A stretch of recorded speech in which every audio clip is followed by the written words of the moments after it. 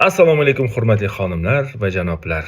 Ushbu videoni men yaqin kelajakda uy olmoqchi bo'lgan odamlarimiz uchun, xalqimiz uchun, yaqinlarimiz uchun tayyorladim. Ertaga qabul qilgan qaroringiz, tanlagan uyingizdan bir xursand bo'lib qolishni xohlasangiz, nimalarga e'tibor berish kerak? Uy olish jarayonida aldanib qolmaslik uchun, to'g'ri tanlov qilish uchun nimalarga e'tibor berish kerak? Mana shu videoda men ma'lumotlar berib o'taman do'stlar.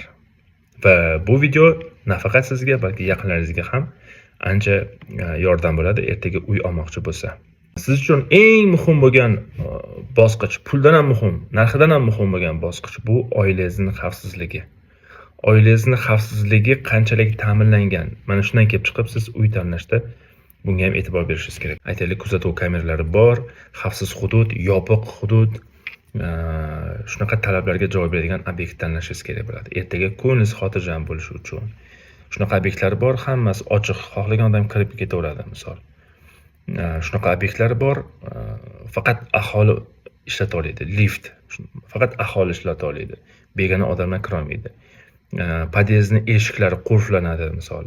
Hatto dom qurilgan muhitni o'zi qo'riqlanadigan zakritie, ya'ni yopiq hududda bo'ladi, ya'ni axranalar qo'riqlaydigan joy bo'ladi, shlagbaumlar qo'yilgan joylar bo'ladi. Bular xavfsizlikni ta'minlaydigan omillardan hisoblanadi.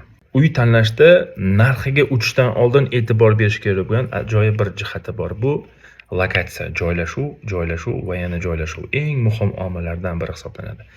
Puldan ham muhim narsa bu vaqt. Sizni vaqtingiz ekonom qilish uchun joylashuv qulay joyda joylashgan bo'lishi kerak. Maktablar, bozorlar, bog'chalar, magazinlar, supermarketlar, mana shular sizga yaqin bo'ladigan bo'lsa, siz bu joylarga borish uchun vaqt ko'p sarflamaydigan bo'lsangiz, natijada siz umringizni ko'p qismini o'zingizga, oilangizga yoki ko'proq daromad qilishga, shaxsiy rivojlanishga, dam olishga sarflashingiz mumkin bo'ladi. Agar 5 daqiqadan yuqori, 10 daqiqadan yuqori masofalar, aytaylik 15-20, balki yarim soat vaqt talab qiladigan joylar bo'ladigan bo'lsa, umringiz ko'p qismi qaysidir masofaga borib kelishga sarflashingiz mumkin bo'ladi. Bu kelajakda katta yo'qotishlarga sabab bo'ladi. Bu to'lagan pulingizdan ko'ra ko'proq xarajat qilgan bo'lasiz. Birinchi o'rinda sizga harakatlanishingiz uchun yengil va kamroq vaqt sarflaydigan lokatsiya tanlashingiz kerak. Shahar markazlari har tomonlama qulayliklar qilingan lokatsiya bo'lishi kerak. Yana bir shunga yaqin bo'lgan nima? Infrastruktura. Infrastruktura hamma narsa qulay bo'lishi kerak, yaqin bo'lishi kerak. Qo'lingiz cho'siz yetadigan holatda bo'lishi kerak. Aytaylik, shifoxonalar, aytaylik, bozor, gipermarketlar, parklar, kinoteatrlar, shunaqa dam olish zonalari hammasi qo'l ostida bo'ladigan bo'lsa, bu siz uchun katta qulaylik bo'ladi bu. Eng muhim omillar, mana shularga e'tibor berishingiz kerak. Ayrim binolarni ko'ramiz, to'g'ri, narx arzon, lekin infrastruktura umuman shakllanmagan. Kelajakda shakllanadi deyilgan, qachon shakllanishi ham noma'lum. Shuning uchun konkretni aniq bilishingiz kerak. Infrastruktura qachon shakllanadi? Siz kelajakda uzoq vaqt kutib qolmasligingiz uchun. Ko'p proyektlar bor. To'lov masalasida kelishish juda qiyin bo'lgan omillar bor. Ya'ni birdaniga ko'proq qismni to'lashga rag'batlantiriladi, ko'proq butun to'lov qilishga rag'batlantiriladi. Shunaqa uylar hozir borki, bo'lib to'lash imkoniyati bor. Ya'ni sizga har oylik kelib turgan daromadingizga mos ravishda uy tanlashingiz kerak bo'ladi. Ya'ni ertaga kuchanib qolmasligingiz kerak. Uy olaman deb ertaga stress sotib olmasligingiz kerak-da. Uy sotib olaman deb o'zingizga stress sotib olmasligingiz kerak. Shunaqa odamlar bor. Uyni hozir zararga bo'lsa ham sotib olishga tayyor bo'lgan odamlarni hozir biz uchratyapmiz. Nimaga? Chunki ular aslida uy olmagan, stress sotib olgan. Ya'ni imkoniyatidan tashqaridagi narxni olgan, oyma-oy to'lov qilishda qiynalyapti-da, bugun stressda yashayapti. Stress kelajakda topmoqchi bo'lgan daromadga ham keyin salbiy ta'sir qilyapti. Natijada haligi odamga ko'ziga ko'rinmayapti qancha pul to'lov qilganida, zararga bo'lsa ham shu stressdan qutulay deb uylarini sotib olyapti. Bu narsalarni oldini olish uchun biz avval o'rganamiz. Mijozlarga, uy olmoqchi bo'lgan odamlarga uy taklif qilishdan oldin ularning imkoniyatlarini har tomonlama o'rganib, imkoniyatdan kelib chiqib to'g'ri qaror qabul qilishga biz yordam beramiz. Shuning uchun sizga ham tavsiyam, albatta uy olishda oylik daromadingiz qancha, kelgusi 1 yil, 2 yilda qancha bo'ladi? Mana shularni ham hisobga olgan holatda, inobatga olgan holatda qaror qabul qilishingiz kerak bo'ladi do'stlar. Yana bir muhim omil uy tanlashda qurilish kompaniyasini qadriyatlarini, sifat borasidagi qadriyatlarni birinchi o'ringa qo'yadigan mustahkam qurilish kompaniyalarini uylarni tanlash kerak. Qurilish kompaniyalari ko'payib boryapti. Hammasi ham sifatli uy qurib sizga tavsiya eta olmaydi. Afsuski bu haqiqat. Ayrim odamlar bor, daromadni birinchi o'ringa qo'ygan, sifat ikkinchi o'rinda. Ayrim qurilish kompaniyalar bor, sifatni birinchi o'ringa qo'ygan, daromad bilan.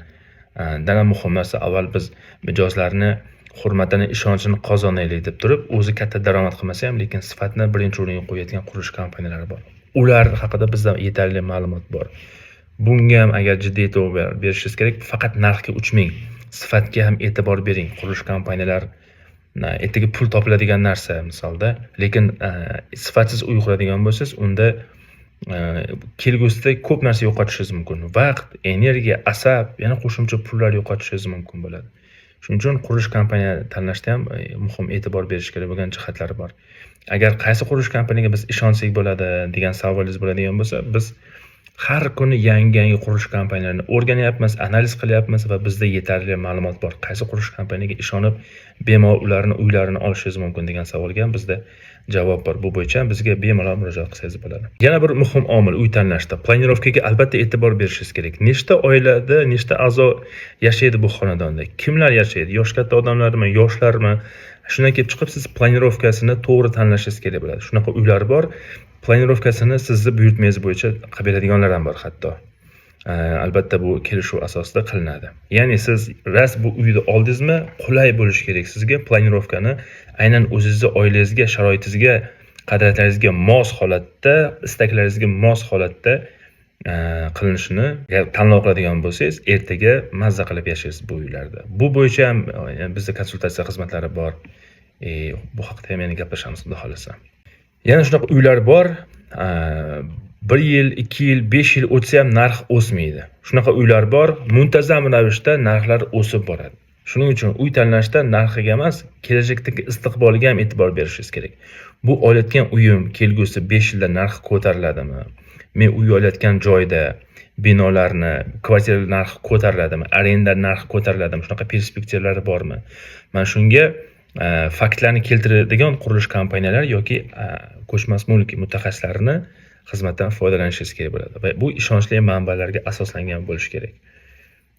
Ko'pgina qurilish kompaniyalari uyni sotsa bo'ldi, ularga kelajakda qanaqa narx ko'tariladi, bular haqida yetarli ma'lumotga ega emas va ular bu haqida ma'lumot ham bermaydi ko'p holatlarda.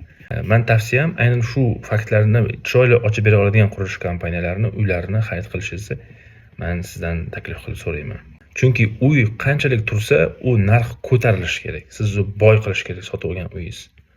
Shunaqa uylar bo'lgan, mana prospektdagi uylar. Bir paytlar $7,000 bo'lgan uylar hozir mana $50,000-$60,000 turadi.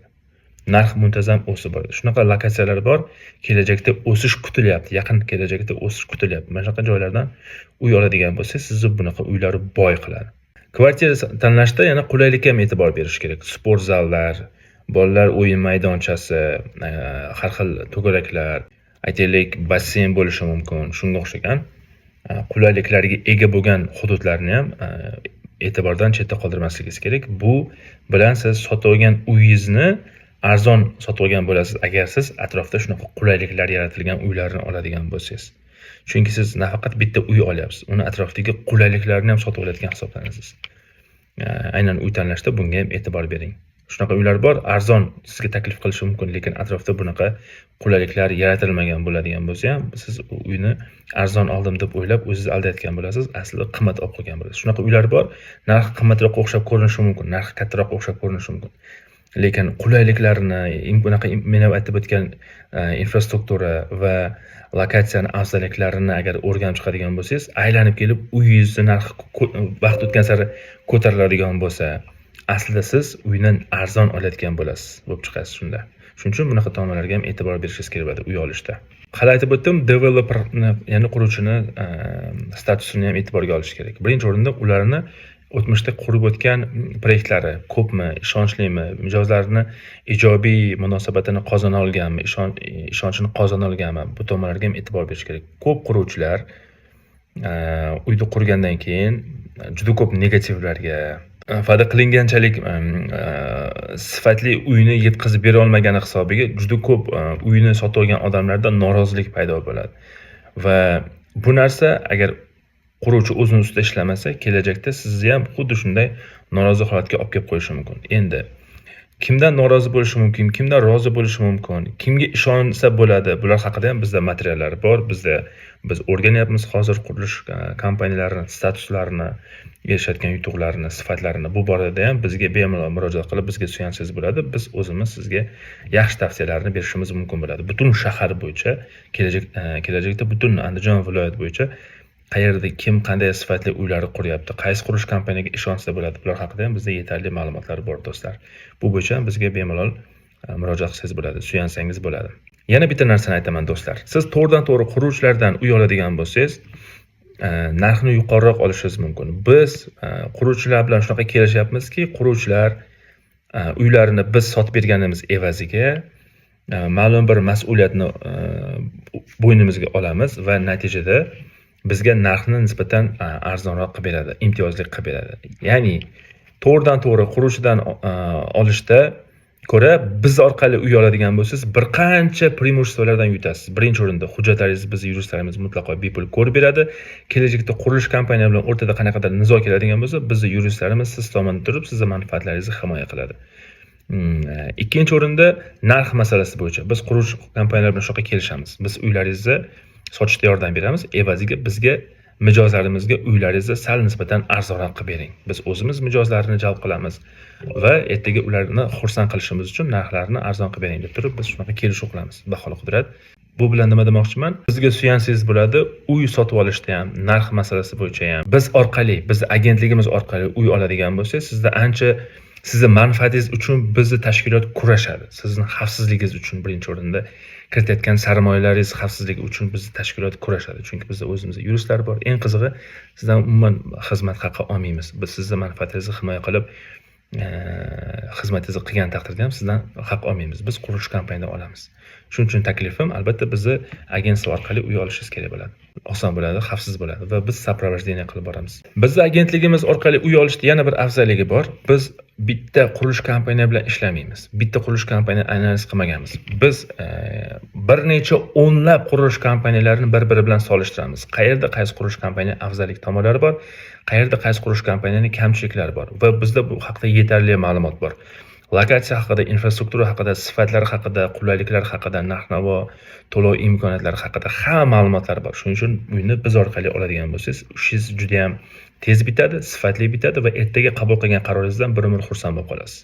Bizni agentlik orqali uy oladigan bo'lsangiz, biz hujjatlarni ko'rib beramiz. Shartnoma, qurilish kompaniya bilan tuzilgan shartnomalaringizni ko'rib beramiz, tahlil qilib beramiz va kamchiliklar bo'lsa, siz tomonidan turib uni to'g'rilashga choralarini ko'ramiz. Aynan shuning uchun ham hujjat masalasi bo'yicha ham bemalol bizga ishonsangiz bo'ladi. Hujjatlaringizni tayyorlab berish va sizning manfaatlaringizni himoya qilish borasida ham bizning yuristlarimiz sizga yordam berib boradi va bu mutlaqo bepul. Uy tanlashda ham bizda konsultatsiya xizmatlari bor. Kelib bemalol bizning konsultatsiya xizmatlarimizdan foydalansangiz bo'ladi. Uy tanlashda nimaga e'tibor berish kerak? Biz tanlagan uylaringizni biz analiz qilib beramiz, o'rganib beramiz va o'zimizning fikrimizni aytishimiz mumkin bo'ladi va narxini tushirish borasida qanaqa imkoniyatlar borligi haqida va yana ham qonuniy ertaga xato qilib qo'ymaslik uchun nimalarga e'tibor berish kerak, ya'ni soprovождениеda ham biz yordam berishimiz mumkin do'stlar. Uy tanlashda yana bir ajoyib xususiyatiga e'tibor qarating.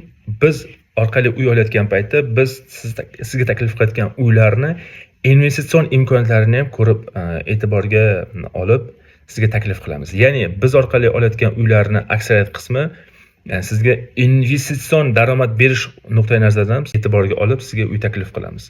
Ya'ni ko'p qurilish kompaniyalarining maqsadi prosta sizga uy sotsa bo'ldi. Ularda investitsion imkoniyatlar, kalkulyatsiya, ROI, ROMI degan narsalarning hisob-kitobini sizga doim ham sotuv bo'lim xodimlari ochib bermasligi mumkin. Biz qaysi binodan uy oladigan bo'lsangiz, kelajakda qancha daromad olib kelishi mumkin, siz kiritgan sarmoya qanchada sizga qaytib kelishi mumkin va siz sotib olgan uy qancha daromad olib kelishi mumkin, qanaqa boylik olib kelishi mumkin. Mana shunday raqamlarni ham chiroyli ochib berishimiz mumkin bo'ladi agar siz biz orqali uy oladigan bo'lsangiz. Agar siz kelajakda uy olmoqchi bo'lsangiz yo bir maslahat olmoqchi bo'lsangiz, albatta bizga yozing, lechkamga yozing. Biz siz bilan bog'lanamiz va hamma savolingizga javob beramiz va to'g'ri maslahat berib, to'g'ri yo'l ko'rsatamiz. ertaga biz orqali uy olsangiz ham, biz orqali uy olmasangiz ham, biz baribir sizga to'g'ri yo'l, to'g'ri maslahat beramiz do'stlar. Hoziroq bizga murojaat qiling.